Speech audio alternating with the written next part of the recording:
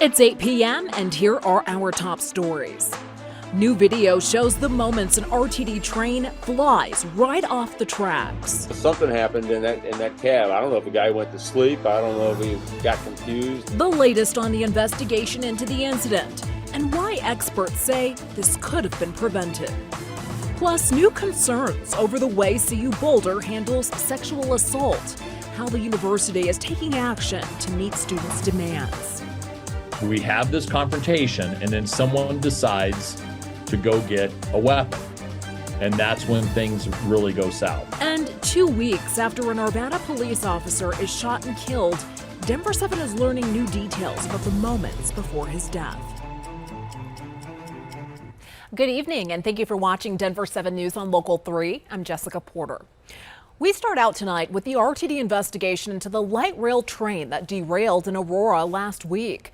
You're looking at new video released to us from the incident, but RTD still won't say what happened in the moments before the train left the tracks. Very scary video. Denver 7's Patrick Perez joins us here live in the studio. Patrick, there's a system that reportedly could have prevented this from happening.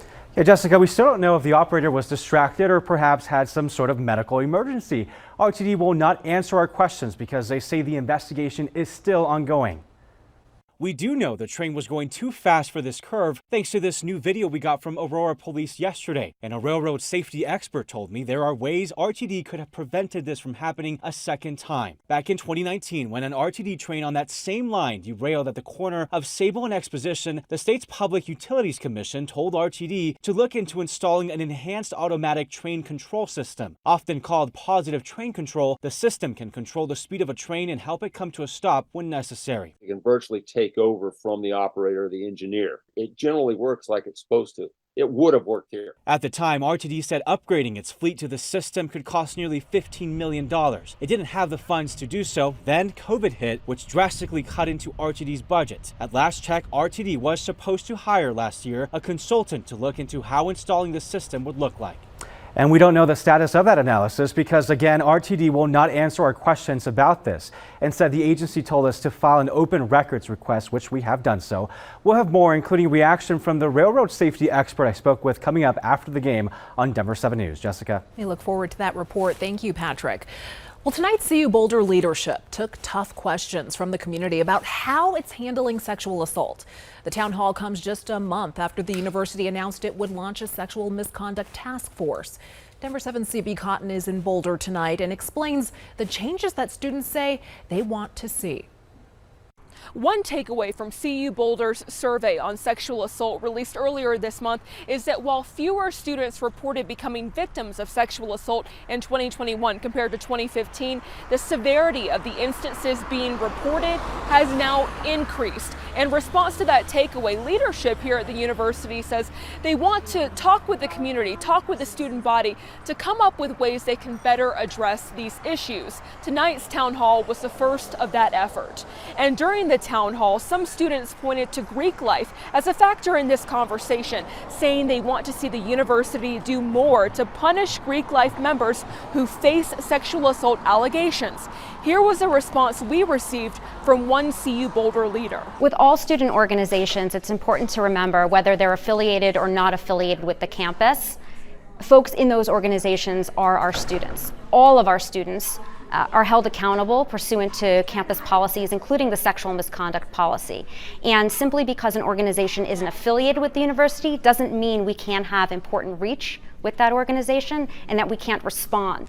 CU Boulder says when there are allegations of sexual assault, privacy laws prevent them from sharing specific details on who is punished and how they're punished. We'll have much more coming up on Denver 7 News at 10.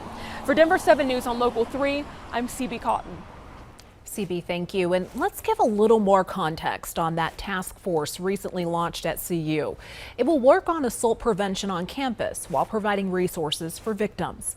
A recent 2021 survey at CU revealed that more undergraduate women are feeling more comfortable reporting sexual assault.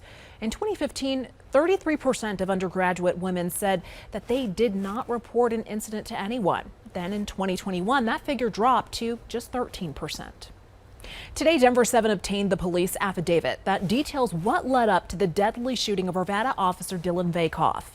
Denver 7's Colette Bordelon is looking deeper into the report, which reveals the suspect told police he didn't know he shot at an officer and that he didn't even know they were there. Domestic calls are some of the most dangerous calls you can go on. The last call Arvada officer Dylan Vakoff responded to was a disturbance over the custody of 2 children. The heightened sense of emotion, the potential for people acting irrationally, the ongoing backstory that the officer knows nothing about. All reasons Dr. Sean Worthy says these kinds of calls can be some of the hardest to handle. And what the arrest affidavit for Sonny Almanza details describes a chaotic scene. It says Almanza was drinking when he learned his ex had left the kids with other juveniles. Almanza, along with other members of his family, went to pick up the children and take them from Thornton to Arvada. That's where the crime tape was the next morning. Apparently, when Almanza arrived, members of his ex's family began fighting his family in the street. We have this confrontation, and then someone decides to go get a weapon. And that's when things really go south. That's retired Detective Mark Poff, who weighed in on the affidavit. And then in law enforcement, if they see someone shooting somebody who's unarmed, they have the right to return fire because he's shooting unarmed people. Almanza told officers he went and got an AR-15 while the fight was happening and shot his ex's sister in the leg. Then Almanza heard another gunshot when he realized he was hit. He claims he turned around and saw someone about a car's distance from him and fired 1 round, even though the affidavit says Officer Vakoff was shot twice. Almanza says he didn't realize he shot an officer until they hit the ground. In this situation, it appears from reading the affidavit that this officer did absolutely nothing wrong.